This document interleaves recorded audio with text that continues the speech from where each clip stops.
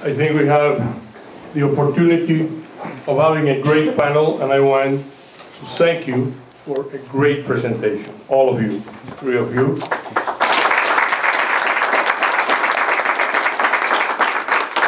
And now we will have a few minutes before lunch for question and answers. So please, if there is any questions and you want to address to the panelists, do so.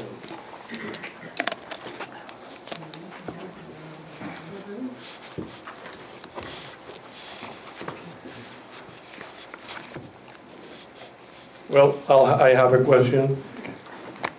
We recently saw, actually yesterday, we saw in the press, was actually headlines in the national press, US press, that China, mainland China, the People's Republic of China, has reacted with concern to a position taken by Japan and the US regarding precisely this area, these islands. The question is for the three of you.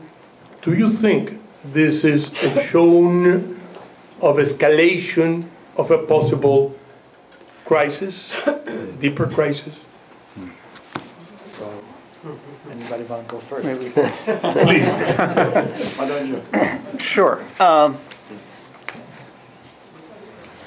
Well, I mean, I think there are and have been simmering tensions over the Diaoyutai's really since the 1970s.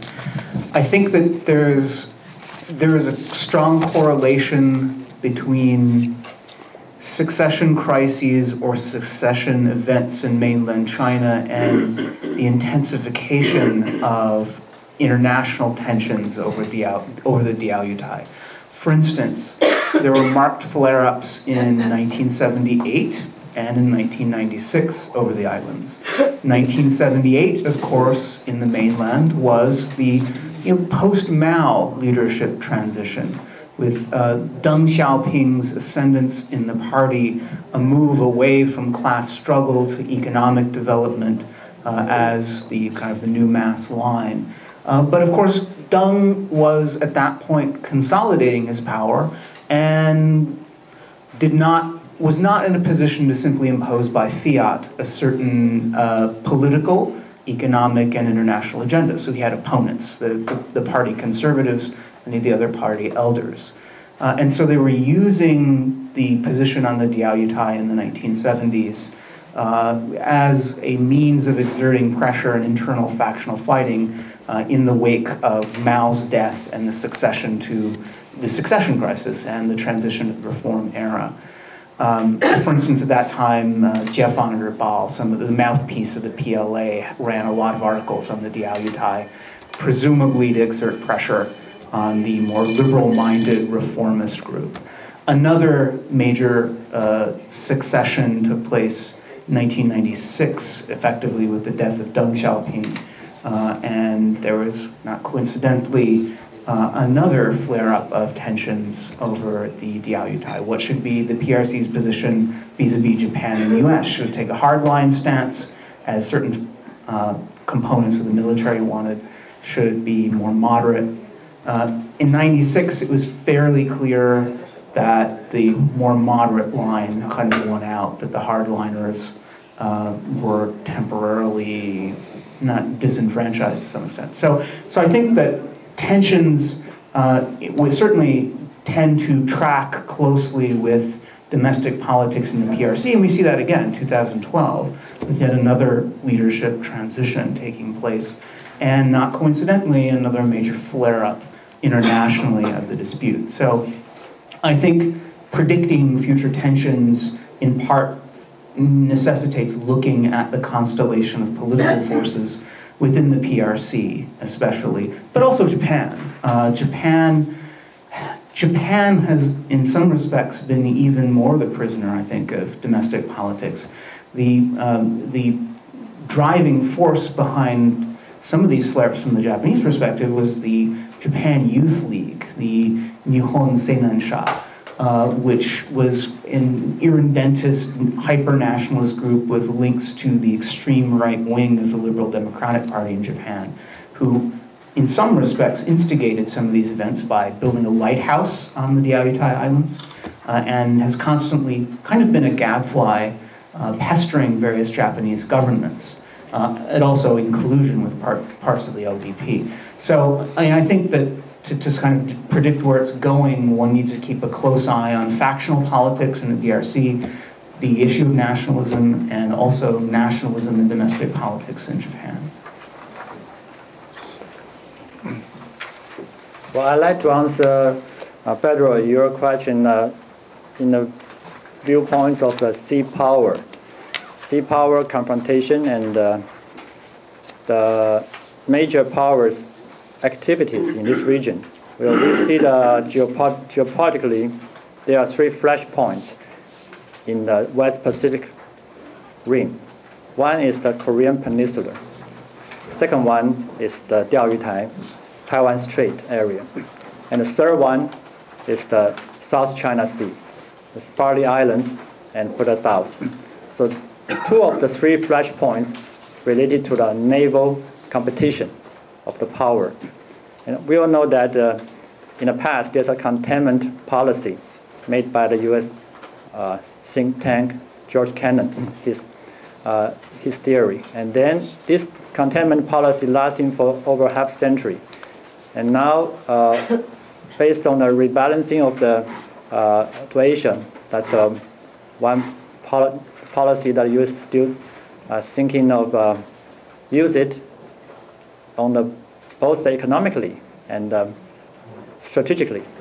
So based on this, I think that the Diaoyutai region is always a very sensitive region, since there are a new situation every year changed. The PRC has, as you know, the deployment of missiles along the coast. The PRC has the high expenditure of the military budget, double-digit every year. And also China has the new carrier just on water now. So by all these situations, unavoidably, the challenge is there. And this flashpoint of the islands itself is not necessarily just for the concern of the resources. It's also the concern of the balance of power in the West Pacific. So Taiwan now is located right next to those 5 islands. We cannot pretend it's not our matter. And furthermore, it is our territory. So based on this, we have to stand up and deal with all the powers in the region. Make these things not going beyond control. So now the tension is increasing since the last September. Nobody can say that it's no longer an issue. And you just mentioned, Pedro, that China has a response to Japan. Also, the Japan has a response to China. It's like accumulation of the pressure in a steaming pot. The news I read on the newspaper today is that the Japanese is talking that they will train the new experts for the submarines. They are trying to establish a submarine teams for the East China Sea around this area, and they want to recruit more new bloods for the submarine thing. So I don't know if it's a confirmed news or not, but all these stories and rumors or whispering can cause a lot of unnecessary burden for all the governments and your government too. I think this is the time the U.S. can do something to make the tension decrease. And Taiwan, as I said, is not a high-profile player in this confrontation. So this might be an advantage to Taiwan, that we can be a soft approach. Now by doing this, we are a party related to this issue. It's not unlike the U.S. You already give the administration to Japan, but you stay neutral over the sovereignty issue. So you don't have much involvement directly to this three parties sovereignty claim. However, Taiwan has the position to claim its sovereignty, and we have proposed a very reasonable solution beyond sovereignty confrontation. So why don't the U.S. Scholars think tank can put this into their consideration and make a positive response that can to let out the steam from the pot. I think this is the only way that the region can be maintained peaceful and prosperous. Thank you. Thank you. Dr. Chen, do you care to be provost of my alma mater, School of Law alma mater? I think that every tunnel, sometimes we have some light. Just in the last 60 days, all the four key players, including USA, have new foreign ministers. USA have a new Secretary of State. The former one, 2 weeks before she stepped down, she made a very offensive so-called statement to PRC and Taiwan, reaffirming in the wrong time that USA will step up the plate to protect the Japanese before she stepped down. The new secretary have never said so. Secretary Kerry, okay. And then also China have appointed with the new administration a new Minister of Foreign Affairs.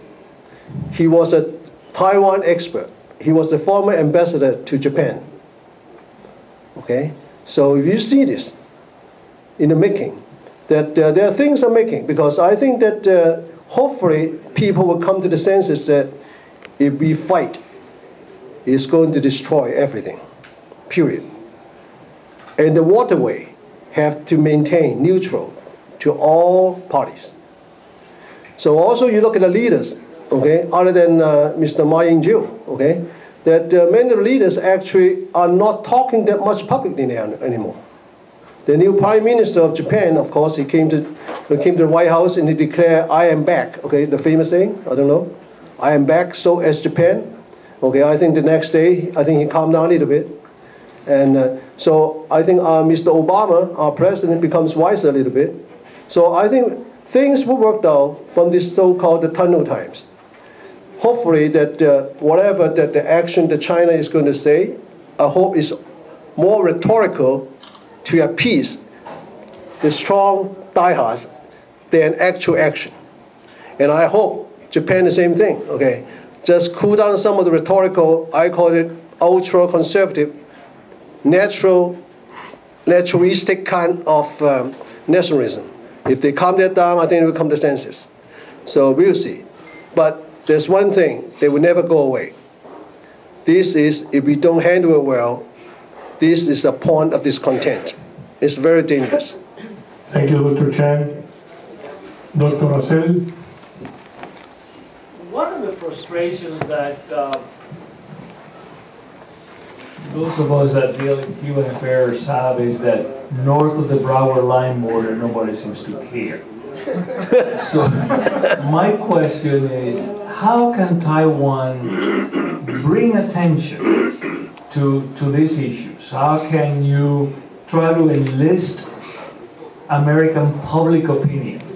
What steps can be taken? Because you have repeatedly indicated that the United States has a role to play, but what can be done to bring attention to these issues? Allow me to say a few words here. We work with the United States for so many years, and many challenges we deal with together. This time, this is a subject that the region powers have a say, so we have to be very careful when we talk about the involvement of U.S. Either through the academic studies or through the government announcement. I'm sure your government is also very careful on this subject. So my belief is that we can work with the U.S. by several different opportunities, such as what I'm doing now here, is to share with you our thought. It's an academic discussion. It's not a policy negotiation. So we are trying to approach you reasonably, and also to remind you that the case is serious, but it can be solved. It's not that serious yet, since that all the parties are self-restrained. We don't see there is an imminent confrontation happen between China and Japan. So no worry that it's going to bring your soldiers to this region now. Taiwan, we do things as we always do, through the transparent and open position from the government to the international society. We want to have the U.S. people and the government listen to our opinion and to reason our gesture, not just verbally, kind of expression. It's also a sincere and a serious intention to help. And as to my office here, we have something to share with you. Since last year, we also invite our friends who are living in Florida to join a common letter, sign a letter to support President Ma Ying-jeou's East Asian Peace Initiative. And so far, we collect almost 1,000 signatures. Not just the Taiwanese American, they are also even Chinese American. Some of them show their support to the Ma Ying-jeou's Peace Initiative. And also the mainstream people, they think this is a good idea. So this free and open movement initiated by our community, the Taiwanese community people. So they listen to the situation and they think what they should do, and then the community, they decide to start this signature movement. This kind of things just to bring a grassroots attention of this issue. And the most important still is between the government. So I believe that our office in Washington, D.C., and also office in Taipei certainly will keep close contact with U.S. government. And we will also open the door to Japanese government and to the PRC through the bilateral dialogue channels. So for all these efforts, we play the role peacefully, and we hope you can give us a hand. Thank you. Thank you, Dr. Mo.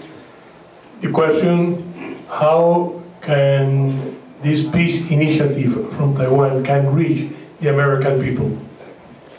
Right. Well, I don't have that much to add to what Director General Mo said. I think the obvious and usual mechanisms of public diplomacy are the way to go. Trying to whip up American public opinion might backfire. And so I think that a steady, if somewhat light touch is probably defending the view in public venues, events like this, public outreach is a good way to go. And again, also being in close contact with relevant people within policy-making circles in Washington. So Chinese and Taiwanese diplomacy is oftentimes, less nowadays Chinese diplomacy, but Taiwanese diplomacy has always been basically noted for its subtlety and nuance. And I think Taiwan is good at public diplomacy, and I would simply go with what Taiwan has and does now continue to do well. Dr. Chang? I totally echo what the professor just said, that now we have to continue to let the peace message known. Okay, the message is the media. I think it is time that this initiative, okay, no matter what, let more people know about it. Okay, let people talk about it, let people learn about it, and that is very, very important. Yes, we have a question. Yeah, just a question and then two comments. You know, the United States, we're always concerned about the People's Republic of China's, their their initiatives, efforts in Latin America. That's our concern. Fine. And it's interesting because even Brazil was recently concerned about the People's Republics of China's land grab, purchasing that they were trying to do in Brazil. So there were some concerns about China's interest in Latin America. But I just wanted to applaud Taiwan, at least in Central America. They have been doing a lot of work on humanitarian assistance, disaster relief. And I particularly remember a case after Hurricane Mitch devastated Central America. The Taiwanese were there. So if you're looking for that effort of how to win kind of that public support, public opinion, I think a lot of the work, some of that work needs to be brought to light, some of the work that Taiwan has done, specifically like in Central America. So thank you. The other, just a quick comment. I know when I was a child looking at the Taiwanese map, it used to say Formosa, which I understand the Portuguese were involved in the area. So question, did the Portuguese ever reach out to the islands, the Diaoyutai, and did they ever establish any kind of parameters of who those islands belong to? And also the other thing that wasn't clear, are the Diaoyutai Islands, are they populated, are they inhabited? That's something I didn't understand. Thank you. Do we follow the same pattern? But Portuguese, you can answer the Portuguese. Right. So the Diaoyutai are uninhabited and have been basically throughout the historical period. The Portuguese. Okay, so in the early modern period, there was Portuguese and the Dutch presence in Taiwan as they were both creating so-called seaborne empires throughout Southeast Asia, right? The famed spice trades and so forth. So both parties were there, the Portuguese and the Dutch. Neither had any particular presence in or knowledge of the Diaoyutai. I mean, these are just kind of little rocks. I mean, we shouldn't have an exaggerated sense of their size physically. I mean, you could walk from one end to the other of one of the islands. Actually, you couldn't because there are big mountains in the way, but they're really, really small. I mean, we're talking several football fields of level land. So no, I mean, neither of the early European kind of imperial powers had thought about these islands, explored them significantly, to my knowledge. Certainly had not established a presence there of any kind. Let me add up just a few historical information. The Taiwan was observed by the sailors from Portugal in the 15th century. When the ship drove by Taiwan east coast, they saw the beautiful islands and mountains there. They say, Ilha Formosa, a beautiful island. So ever since then, the different international power trying to approach Taiwan, but not Portugal. Spain occupied the north side of Taiwan, and Holland occupied the south in the 17th century. And then, as I said, the general from Ming Dynasty, Koxinga, he drove away the Dutch people. And the Dutch drove away the Spanish first, and then we drove them away. I think probably we are the first country in the whole world history that removed the imperialism colony in the 17th century, and reoccupied our own territory. I wonder if there's any other example before that. It's 1670. In that age, we kick out the imperialist from Europe, and then we keep the island for another 200-some years until Japan defeated Qing Dynasty, 1895, and then it's become a colony again, 50 years by Japan. But that caused all the issues to them and problems. As to the Diaoyutai, well, I read something that in the early age, there were a Japanese farmer trying to grow some rice and sugar cane on the island, but not successful. So then he just gave away, give up doing anything there. So basically, the island was empty, nobody occupied it, and after World War II, it belongs to the U.S. trustee. And then the U.S. Air Force, as I read from the document, used these few pieces of rocks, as their Air Force practice bombing, or practice the military practice in this region. So that's all for this part of the region. Thank you. Yes. Care to mention? I think one thing that the preservation of history is a very important thing. As a matter of fact, that Taiwan, in addition to the Formosa, there is one of the few places that have gone through the baptism of various cultures.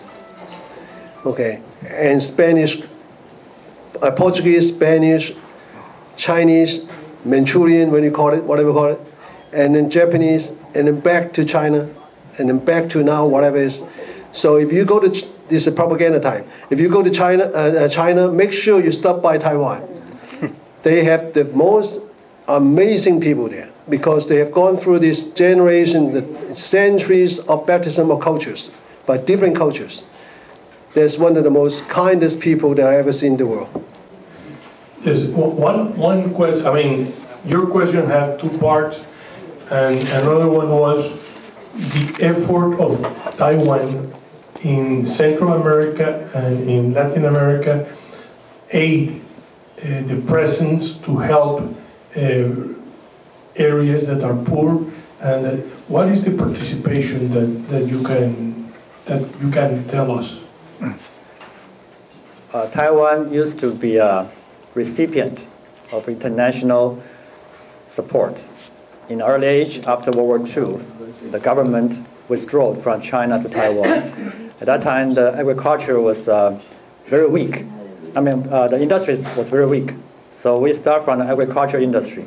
At that time, the U.S. gave us financial support every year, like international aid.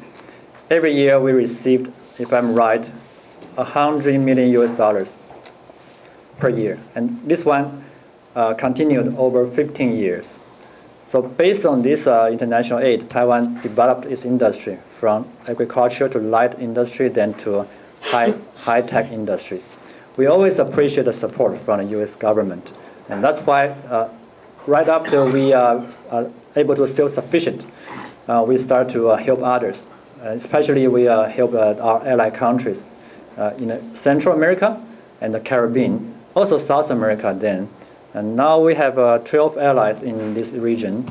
In Central America, we send agricultural mission, medical missions, and also the agriculture and the fishery. That's called aquaculture missions to these countries. We give them all kind of cooperation programs, and which is very nicely done, as the gentleman said here, by a special organization. It's called the ICDF, International Cooperation and Development Foundation of Taiwan. This is a special agency. It's like a USAID. It's like the JICA, okay, Japanese International Cooperation Agency. So through this agency, everything is transparent, and we want to have a careful arrangement for the cooperation programs. Humanitarian, we do not just the short-term, emergency rescuing. We also do long-term cooperations by give them the loan, different kind of loan for their business, for the digital gap, and for the solar power help. We do that in Africa, and we're also trying to do that in Latin America. So that's what we have been doing, and we'll keep doing this in the future. My office, which is not really an embassy, right? We are a consulate general, de facto. So we're still trying to be helpful. So in these past 2.5 years, I work with the largest NGO for international humanitarian aid in Florida, in the United States. It's called the Food for the Poor. Maybe some of you have heard of it. We work with them to raise money and to do the auctions for the reconstruction of Haiti. And now this year, even for the Jamaica, and others. So I think this is also a beautiful part of the Taiwanese people. We have not just the government's help. We also have the private organizations donate their money, and we have the volunteers from a religious group and from the medical experts to help the countries in need. That's positive thinking, and that's the right philosophy for a nation. Where I see hope. I see the future of Taiwan for doing this. Thank you. Any comments? Well, I'll just add quickly, since everybody's hungry, that there are a couple of dozen countries that continue to recognize Taiwan as the Taiwanese government as the legitimate representative of China, quote unquote. And a great many of them are clustered in Central America, the Caribbean, Oceania, and a few in Sub-Saharan Africa. And so it makes sense that there's a significant, for political reasons, there's a significant flow of aid to those regions of the humanitarian sort. But Taiwan also has a very long record of providing humanitarian aid. There's a lot of interesting writings on, for instance, agricultural aid programs to Sub-Saharan Africa as early as the 1960s. One of my classmates, in fact, recently wrote a book on Taiwanese rice growing programs in the country of Senegal, for instance. So there's a very long and generally a praiseworthy record of Taiwanese humanitarian relief efforts and aid to other parts of the world. I think that there are two facts that when Japan was experiencing the disaster 2 years ago, the largest company, private company, to support Japan for humanitarian aid immediately is Taiwan. When Haiti years ago had that natural disaster, the president of Taiwan took 2 planes full of stuff, flew in, right, to Dominican Republic to deliver those things in person. So I think that that is actually, as a Chinese descendant of myself, I'm very proud that the Chinese, Taiwanese, whatever we call ourselves, can be part of the world because we have been helped by other people before. It's time for us to also serve the world, whatever we can. I just would like to finish by making this brief comment. Taiwan, in 60 years, has made an economic miracle. And that miracle has been framed in freedom. So that is a huge combination. An economic miracle embracing freedom. Just think about 90 miles from the US. Where was Cuba 50 years ago? 6, and where are they now? The difference is freedom. They have been able to do their economic miracle. They have the help, the economic help, but they have the will, the discipline, the work ethic, and freedom. So thank you for the example that you have put up for all the nations in the world and for what you are doing today on solving the East China Sea with this initiative. Thank you, and thank you for all.